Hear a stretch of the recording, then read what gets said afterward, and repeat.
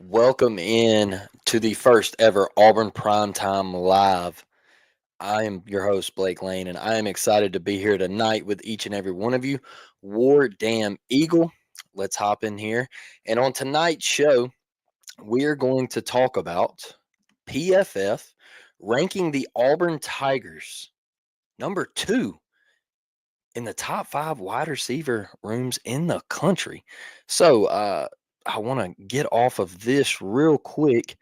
I have a Alabama ticker at the bottom. I'm sorry, y'all. This is my first go right now, and I'm trying to. I thought I had it everything under control. Um, let me find it. Let me find it. Um, boy, oh boy, can't find it right now. So what we'll do is, I'm sorry and I apologize, but we will. We'll just carry on anyway. And so, look. It's going to be a great show. Please like the video, share the video, subscribe to the channel. We're going to be pushing out a lot of content. Last night, Taylor and we did a baseball episode for the Auburn Tigers, and we were on that thing for like an hour and a half, y'all. And I mean, I had a blast just joining his live show and everything. And we got on there and just talking about the Auburn baseball team and what they've done and Butch Thompson and I just thought it was great. So like I said, tonight we are going to be talking about PFF, the Auburn Tigers wide receiver room, and I think this is going to be a fun one because a lot of people are up in arms about this, and me personally, I don't know why. I really don't. I think the Auburn Tigers should be in this conversation. I think the Auburn Tigers wide receiver room deserves to be in this conversation. And frankly, I think this is one of the most talented wide receiver rooms in the country. And, I get why people are upset. I get why people are mad because the Auburn Tigers went 5-7 last year. But I'm here to tell you that this isn't last year. This isn't 2024 anymore. And we have to get over that hump, right? We have to look past 2024 and what happened uh, in that year. And this is now 2025. Auburn has had an opportunity to go to the transfer portal. Auburn has had an opportunity to bring guys in like Eric Singleton Jr., Horatio Fields. You sign a guy like Sam Turner out of high school. We know he come in and made a lot of noise in spring ball. So this isn't 2024 Auburn anymore. This isn't Peyton Thorne at quarterback anymore. I know I heard that a lot on Twitter and social media that it well, they did this in 2024 and they had this guy. Well, they don't have that anymore. They went out and they brought in a Jackson Arnold to play quarterback to replace Peyton Thorne. You signed Deuce Knight out of high school. You put two 5 stars in a room together. And then you got Ashton Daniels to come from Stanford and basically just say, hey, I don't really care to start. I just want to help these guys get better. So it's no longer 2024. Now I'm gonna list off the top five.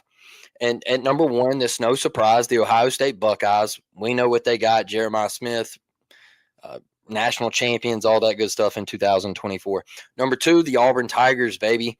Number three, the Clemson Tigers. There's a lot of eyes on Clemson this year. They bring back Cade Klubnik. They're excited about their offense, all that good stuff. Ole Miss, number four. We get it, right? Lane Kiffin going to throw it around the yard. He doesn't care who his quarterback is. He's throwing that puppy, and they're gonna rack up a lot of yards. It's just that's who Ole Miss is. And then number five, no surprise here, the Alabama Crimson Tide, right? Ryan Williams. Hey, we get it. Grubb, the new OC, calm down with Kalen DeBoer, left, all that stuff. It happened. Well, now he's back. So they think that they're on the horizon to have a breakout year. I saw a lot of people say, oh, Alabama deserves to be at number two behind Ohio State. And why is Auburn even on the list? Well, that's why we're here tonight. We're going to talk about it. And Eric Singleton Jr., we can start there. The number one wide receiver in the transfer portal. He leaves Georgia Tech and he decides to come to Auburn University, where Hugh Freeze, hey, let's be honest, he put up a lot of numbers last year. The Auburn offense was really, really good inside, in between the 20s. Now, in the red zone, yeah, they stalled out. They had to settle for field goals. They got stuffed on fourth downs. It didn't happen inside the red zone. But between the 20s, they were really good. They were really good at explosive plays down the field, you know. And we'll talk about some of those guys that had a lot of those explosive plays. But Eric Singleton going to come in, be a slot guy. He loves jet motion and the end around, the jet sweeps, all that good stuff. And I think he's an electric player. So PFF and other sites have also listed him and Cam Coleman, who's a guy that we'll talk about in just a second. They've listed both of those as top 10 receivers in the country. So when you have two top 10 receivers in the country, your class is going to be top 5 in the country because you have two guys in the top 10 and they're both dynamic. So let's start with Eric Singleton Jr. I wanted to pull up these numbers. In 2023, he had 48 receptions, 714 yards for 6 TDs. In 2024, he had 56 receptions, 754 yards, 3 TDs. All right, so he's had over 1,400 yards in his college career. He's also had in 2024 21 carries for 131 yards and 1 TD. So, like I said, he likes the jet sweep. They like to get the ball to him, let him go. He's a playmaker. I know he can blow the top off a defense. He can absolutely scoot. He's shifty. I think it's a great get for the Auburn Tigers. And so the reason this class sits so high is, one, because of Eric Singleton Jr. You see those numbers. They believe in him. They think, man, this room has so many weapons. You have Cam Coleman. You have Eric Singleton Jr. You have Malcolm Simmons. Like, that's going to be your core right there. And we haven't even got to the other guys. But those are going to be your 3 haymakers that you're throwing at SEC defenses. And for Auburn, it's going to be Baylor right out the gate. You know, you're going to have these 3 guys make plays. And so those are big time numbers for Auburn to add with Eric Singleton Jr. It's a guy that can find the end zone. Like I said, I think he's shifty. I think he can blow the top off of defense. And I think he's a really massive pickup. So then you go to Cam Coleman, former 5-star. We know all that. Like, I think he's top 3 wide receiver in the country.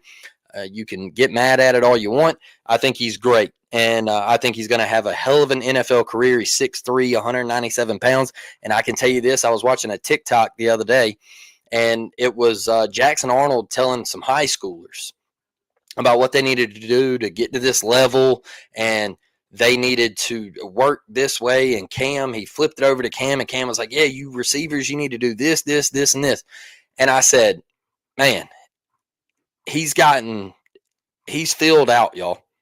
The kid he's put on some muscle. He doesn't look like 197 pounds anymore. He looks like an absolute superstar.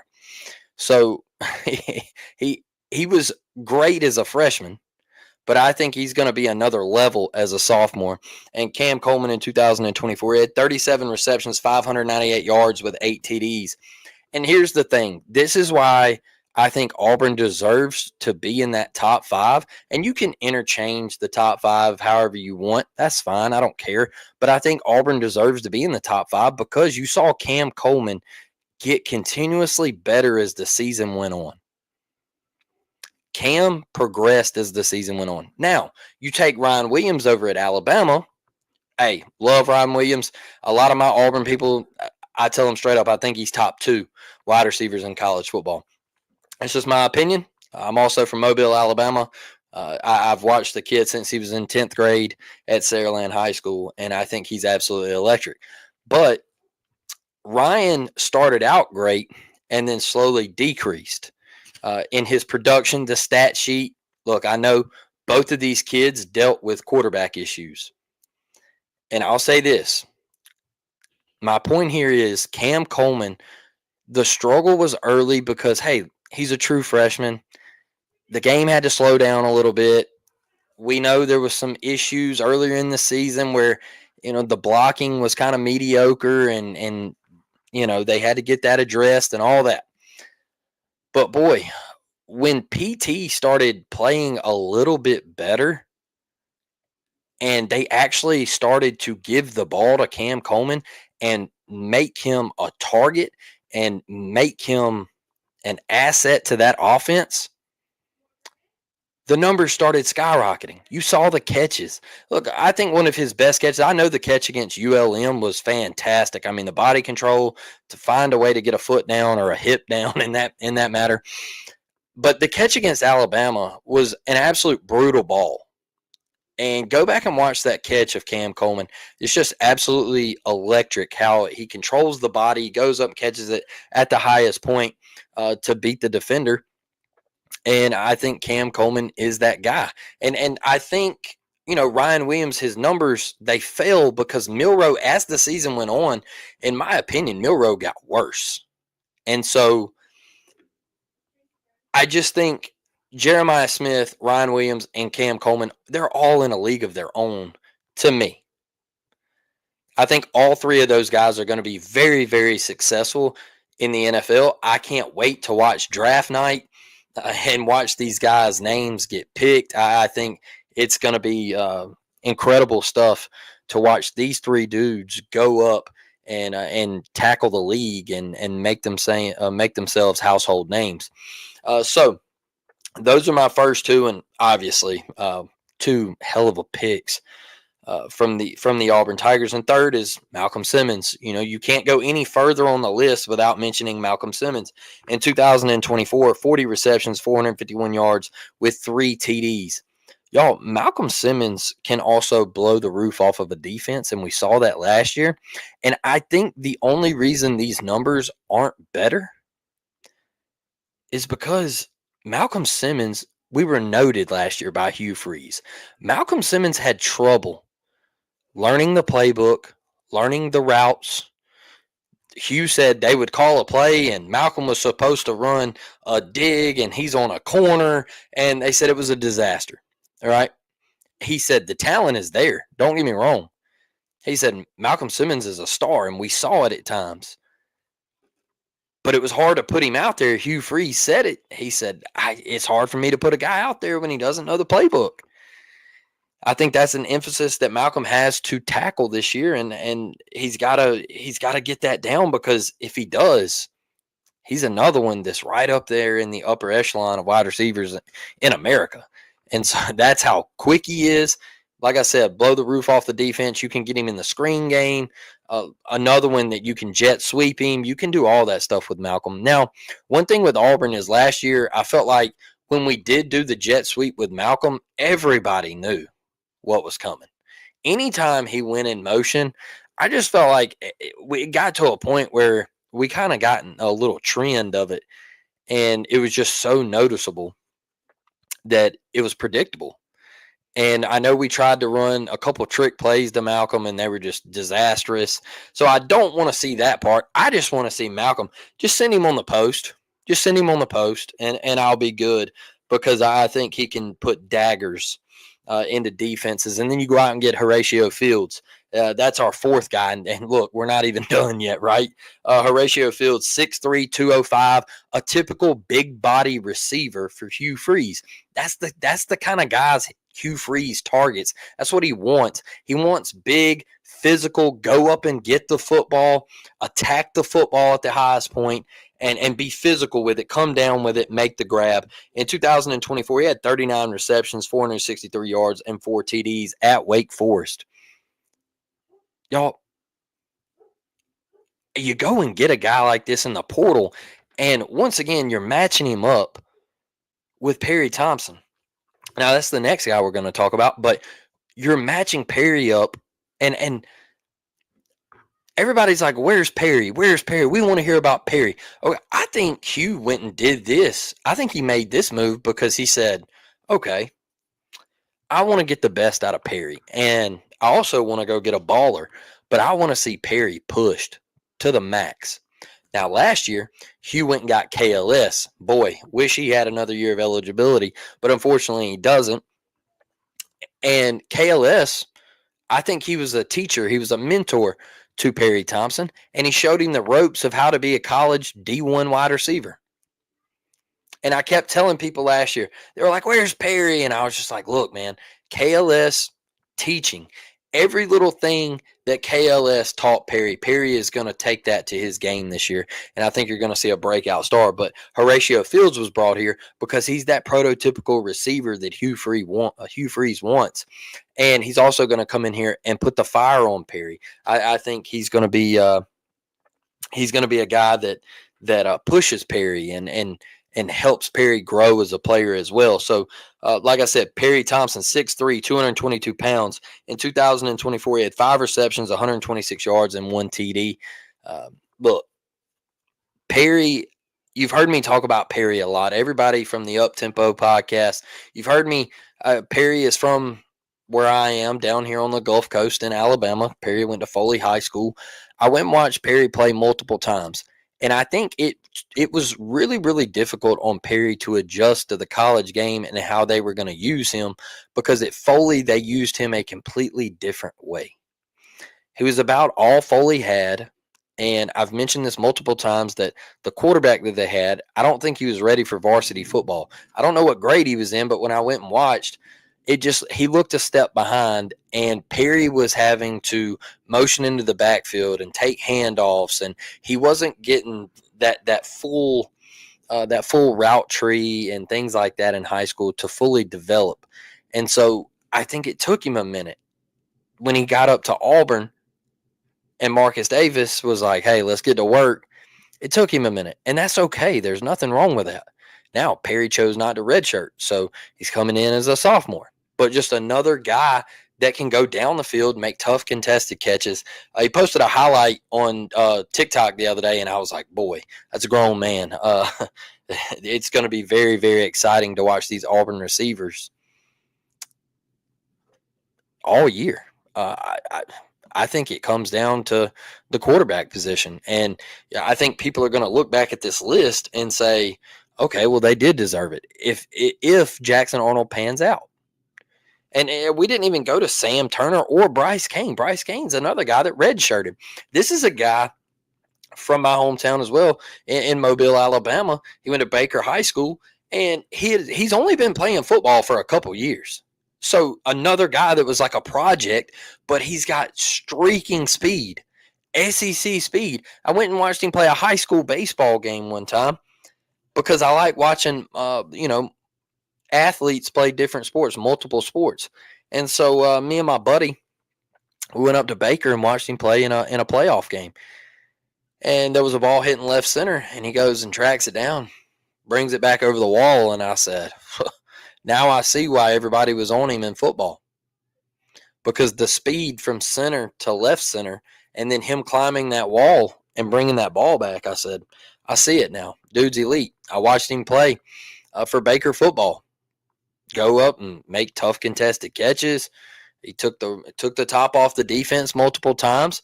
When he gets to Auburn, he's not that main guy anymore, and he's got to go into the slot and things like that. So it's going to take time for him to develop. He got on the field a little bit last year. He had some fumbling issues and all that. Just be patient with Bryce Cain. I think he's going to be a burner, man. You could see him get on the field a little bit this year. And Sam Turner, the last guy that I want to mention for the Auburn Tigers, 6'1", 200 pounds.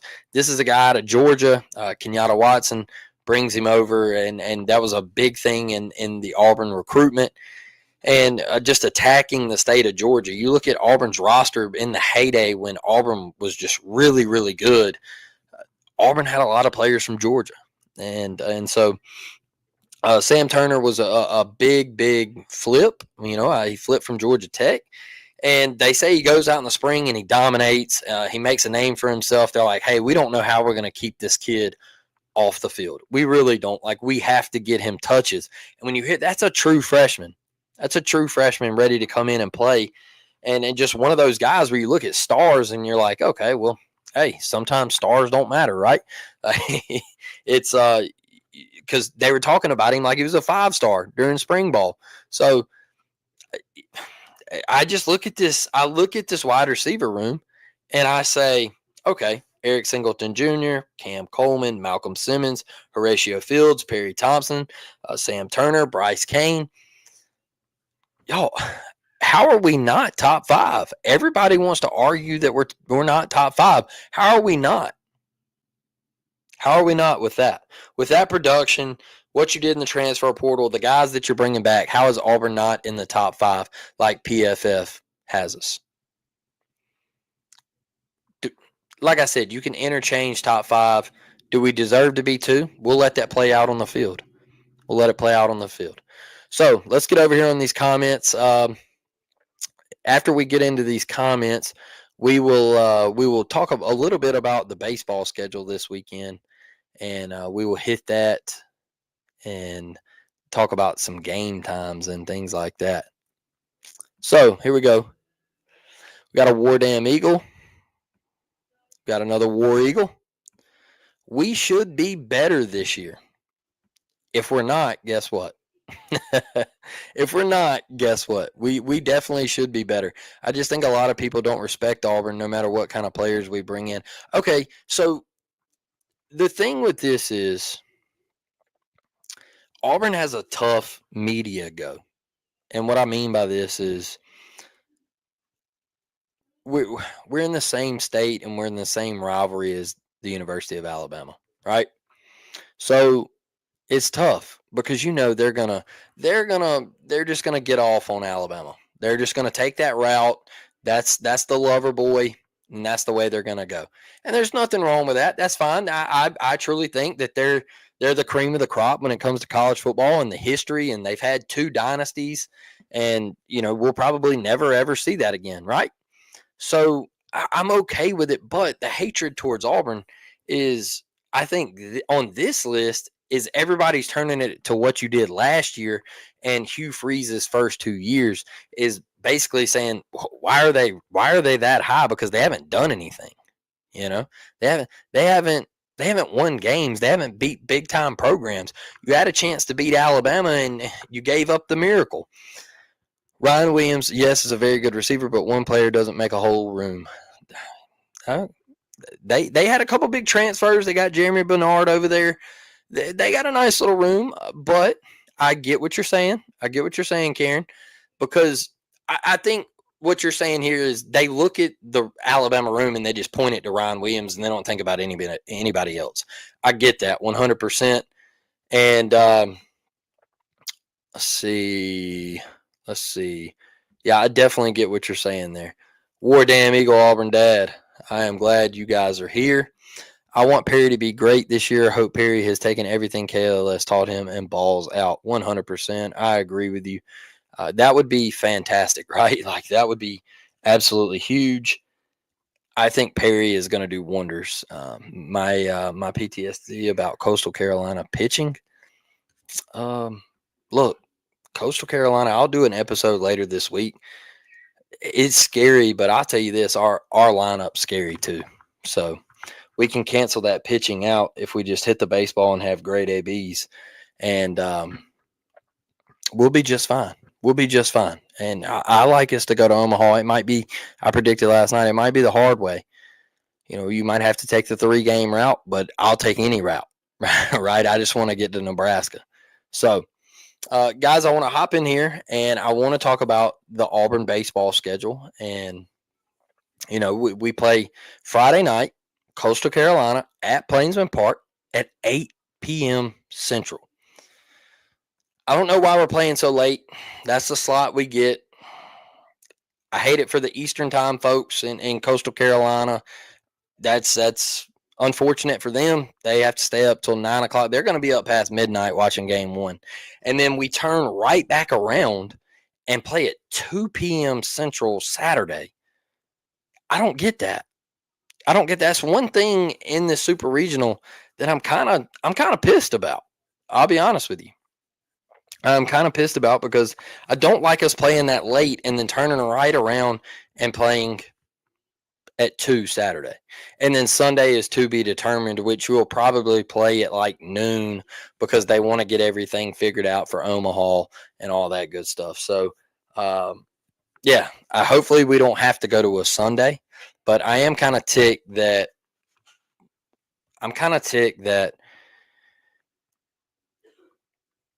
you put us that late against Coastal. Their fans going to be past midnight. Our fans, I can tell you this,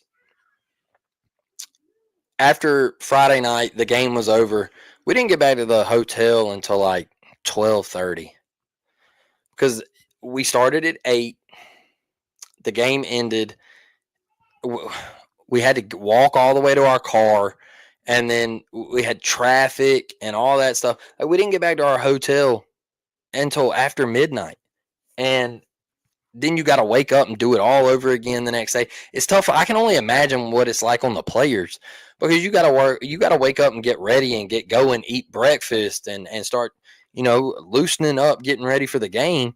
And I don't like it. That's the one thing I'm pretty pissed about. So it's let's see here. Auburn dad. Is it the TV people the reason for the times? Probably. It's just like you have time slots, right? And they probably wanted to put Auburn on the late night. The people are going to be staying up. A lot of people will be tuning in. For them, it's a good draw. For us, I don't really like it. I'm just happy it's not on. Yeah, you're just happy it's not on a Plus network. I get it. I got you, Karen. I got you. We're finally on national TV, and that's one thing about college baseball. It deserves more love, and it deserves for games to be put on national television throughout the year, not just the postseason, and not just when we get down to dang Omaha, right? We got to be better. We got to show this. We got to show this sport more love, and that's the little segment that I wanted to talk about before we get off here tonight. Is just show it more love, and it'll grow. It'll grow, but that's the thing is you don't show it any love, so there's nobody to grow grow the game, grow the sport of college baseball. So yeah, we're finally on national television. So that's freaking sick. I love it. I love thinking about it. So look, guys, I wanted to lay this out here. This is episode 1 of Auburn Primetime Live. I will be live every Tuesday night, same time. So tell your friends, Auburn friends, come jump in and let's chat it up. Look, we'll be doing super chats. They'll obviously they'll be going first, and then I'll get to the other comments. We'll be doing super chats, super stickers, all that good stuff. We will prioritize them first, then get to the regular comments, whatever we have left over, and I'll work on some memberships. We'll start doing memberships if that's cool with y'all, and I'll keep everybody updated, and we'll rock out, man. And I think this was a great first episode. Like I said, follow us at the Voice of College Football over there on X. You can see my X handle right there at blane1526. Go follow us on YouTube, like the show, share it with a friend. And if you don't like it, hey, that's okay. Hopefully you come back and give us another chance. But until next time, War Damn Eagle, y'all, I will see you next week, Tuesday night, 7 p.m. Central Standard Time, live. War Damn Eagle, I'm out.